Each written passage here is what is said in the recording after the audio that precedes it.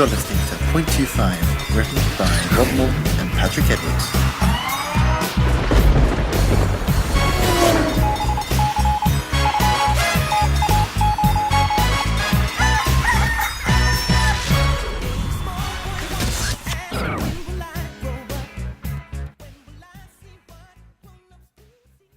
I can't believe I've got to wait another whole hour before I can watch Strictly Come Dancing. Time just goes so slowly. Fed up with waiting for your favourite TV programme to air? So lazy you can't find anything else to do for an hour? Have no friends to talk to? Eating your cat? Well, not anymore. Introducing BBC One Minus One, the perfect way to watch all of your favourite episodes of whatever shite you like an hour before everyone else.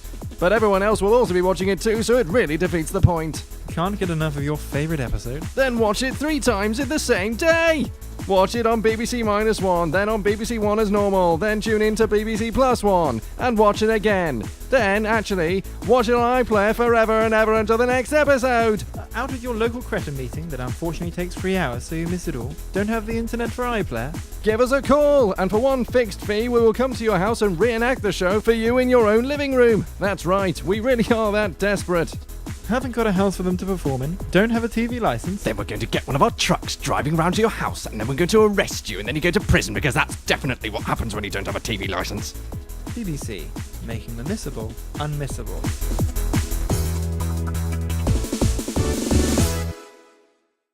Thanks for coming in today, Stephen. Where's Carol and the usual HR team? Well, as you know, Jeremy Corbyn has won a landslide victory very unexpectedly, and due to this change, there has been a slight change to the HR team and the way your pay is going to be calculated. Essentially, the government is now calculating your tax on a personalised scale that is based on your effort and on your need.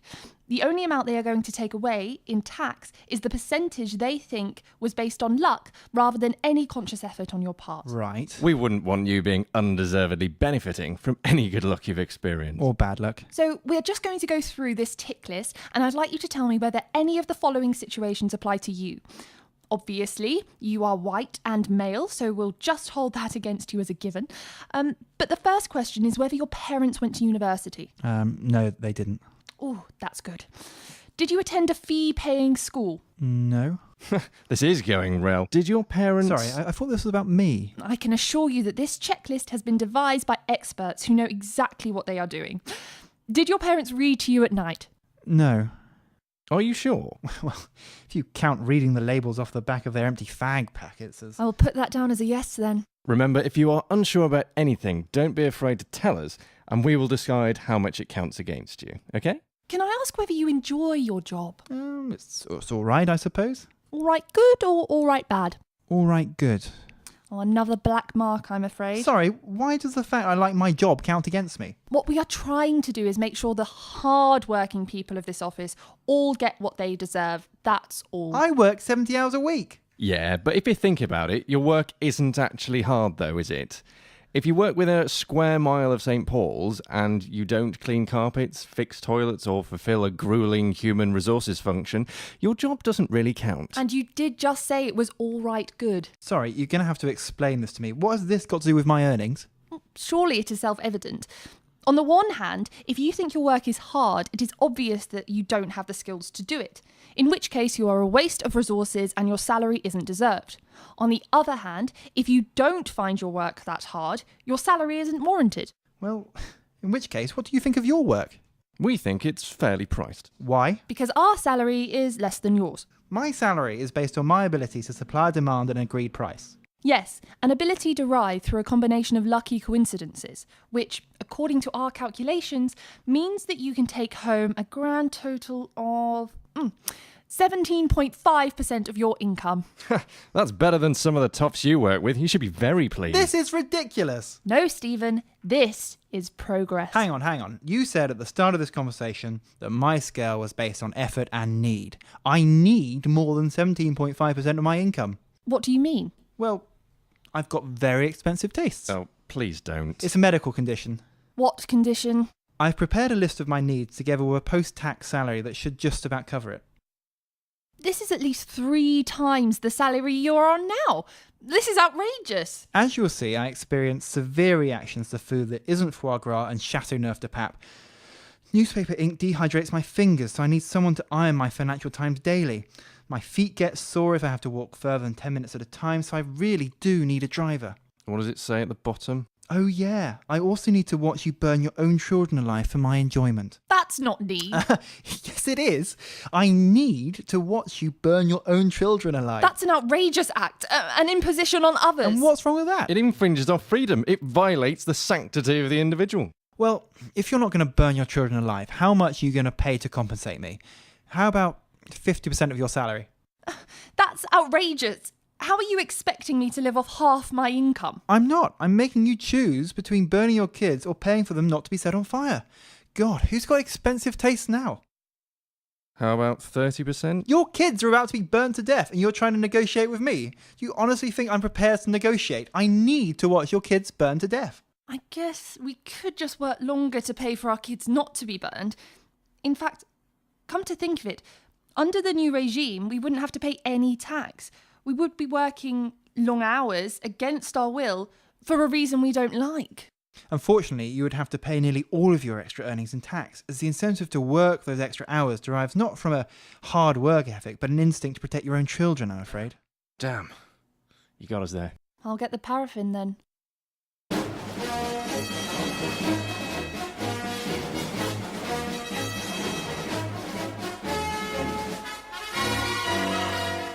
Dad, I'm serious. I don't want to. But your mother, your dead mother, would want you to.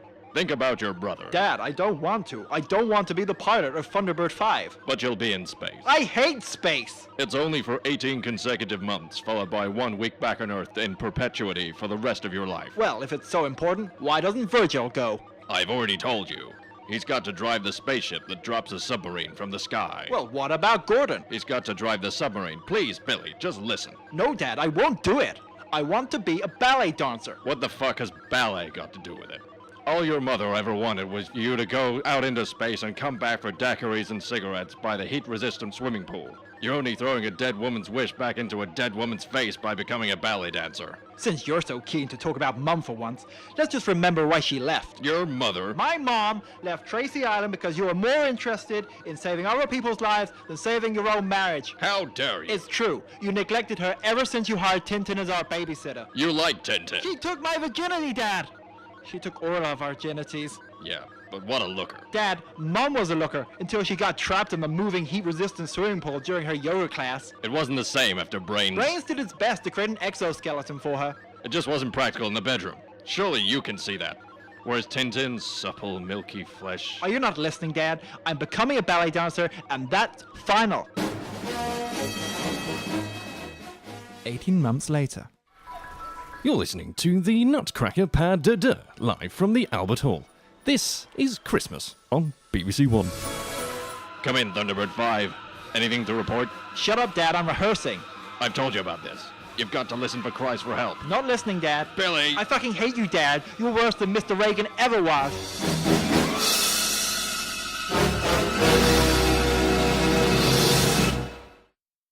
Coming up on BBC One, we have a thrilling new 6-part detective drama about affairs, double-crossing and build-up. Oh yes, we love the build-up.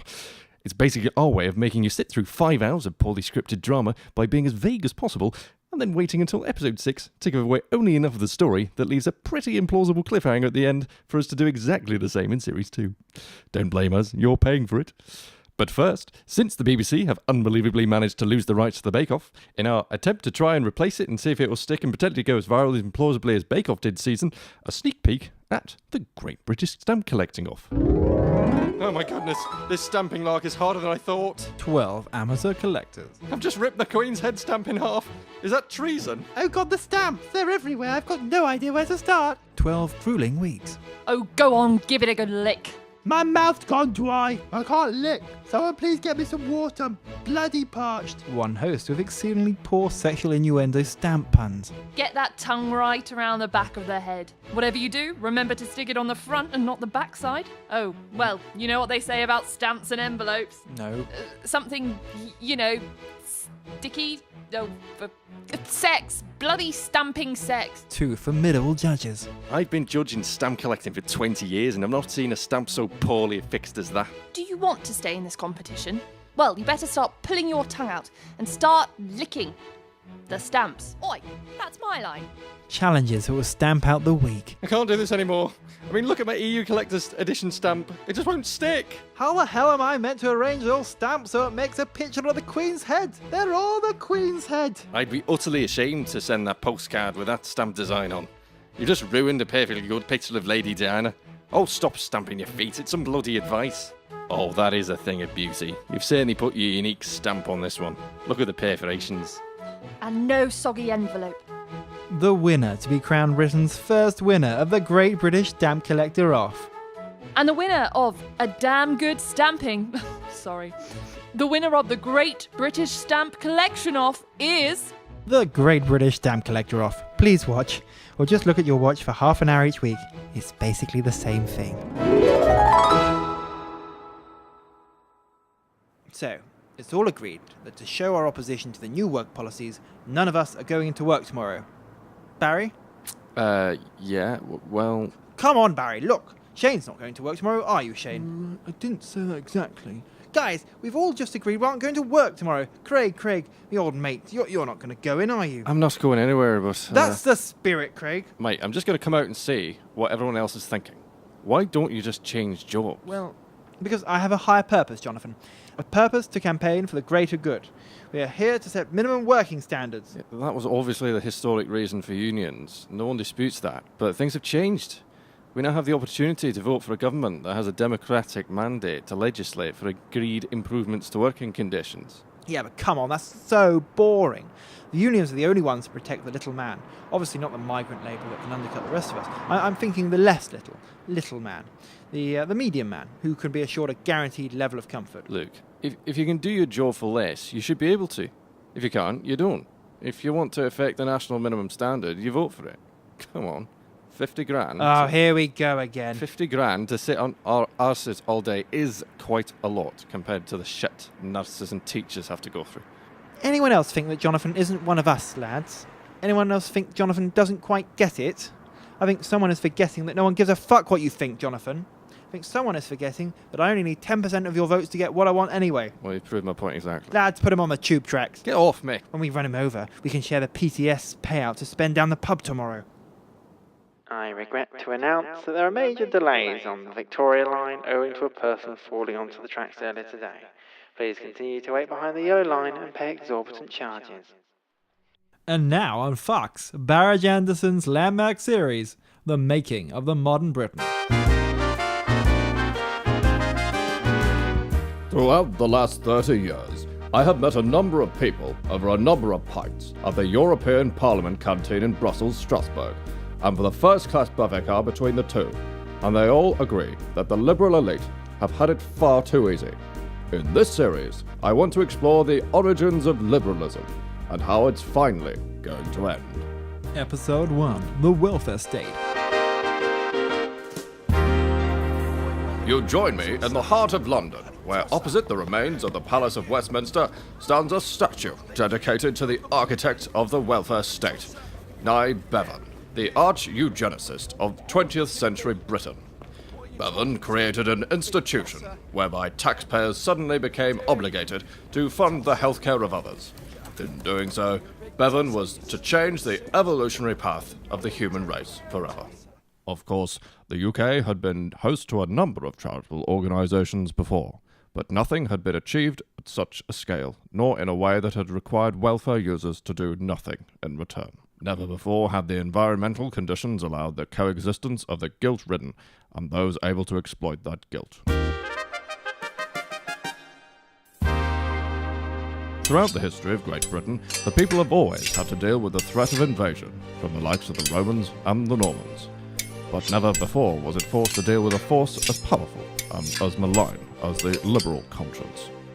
Unlike anything that came before, this threat didn't come from the air or the sea, or increasingly, the back of a container lorry. You can't, after all, launch an anti-aircraft fire at an idea in the same way we shot the Luftwaffe here in Coventry. To attempt to answer this question, I've come to talk to Professor Urchin, the head of Coventry University's nationhood theory studies. He's an expert, but one whose views actually appear to make sense.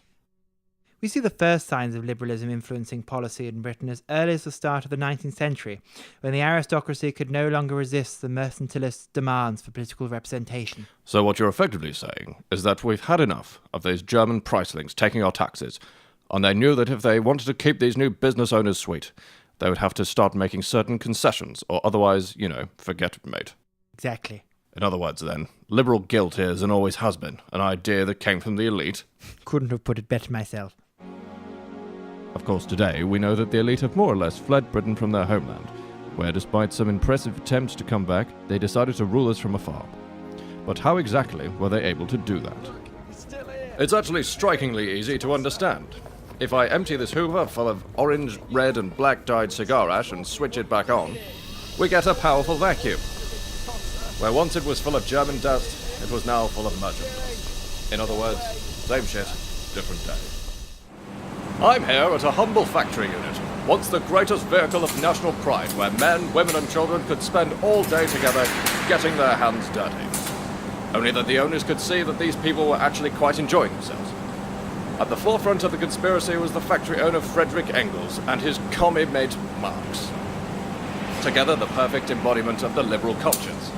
They were German, check. They were elite, check. And they felt guilty about their workers when they were doing just fine, check. They knew more than most that if they were going to mollify these Brits, they were going to have to force them to accept higher wages and improved working conditions. We will never know what Marx and Engels would have said to Nye Bevan, the person I was talking about at the beginning of this program but haven't mentioned since, but it would have probably gone something like this. Whatever you do, please encourage a load of Johnny foreigners here with the promise of free food and shelter to force the remaining Brits out of good old factory work altogether. And that's exactly what they did. Next time, we assess the impact of immigration. So what you're saying is that A, we didn't want to fund our old colonies because no one was pulling their weight anymore. B, they made a right hash of it. And so C, we said, alright, forget it.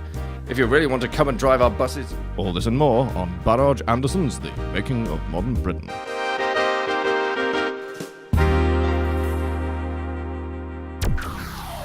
That was The .25, written and performed by Rob Morton, Patrick Edwards, and Kate Graves.